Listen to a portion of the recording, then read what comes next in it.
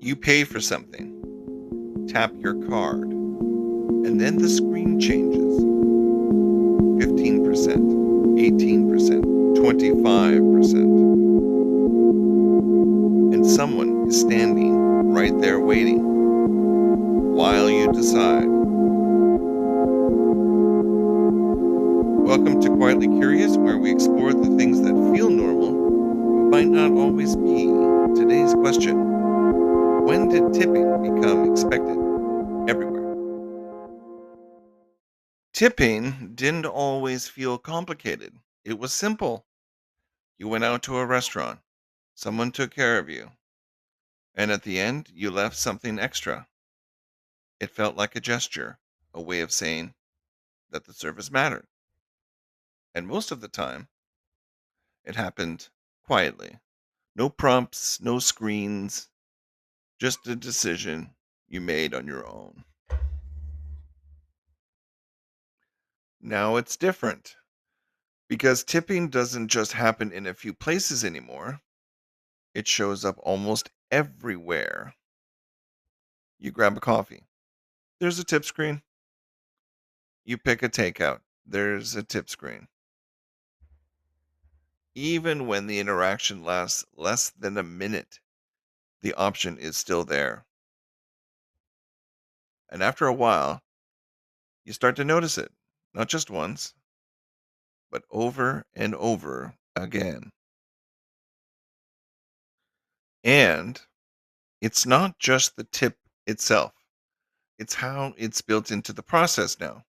You don't finish your payment and then think about tipping, it's already there, waiting. The screen turns toward you, and instead of asking you if you want to tip, it shows you how much. Preset options, suggested amounts, sometimes starting higher than you expect. And the design is subtle but effective because you're not deciding whether to tip anymore. You're choosing between options that assume you will. And then there's that moment you're standing there, card in hand, and someone is right across from you, not saying anything, just waiting. And suddenly, it doesn't feel like a private decision anymore. It feels visible. Like whatever you choose, it's being noticed.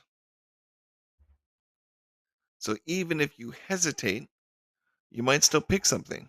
Not because you plan to, but because the moment feels uncomfortable otherwise. Part of this shift is technology. Payment systems have changed. Everything is faster, more automated, more standardized. And tipping has been built into that system. Instead of being something separate, it's now part of the transaction itself, a step you move through, like everything else. For some people, this is not a problem. Tipping is still a way to support workers, a way to acknowledge service. And for others, it feels different, less like a choice and more like an expectation that keeps expanding into new places.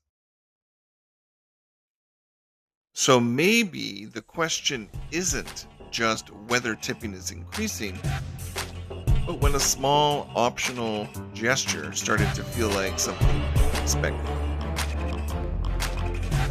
If this made you stop and think about something differently, subscribe to Quietly Curious, because sometimes the smallest changes don't feel small for long.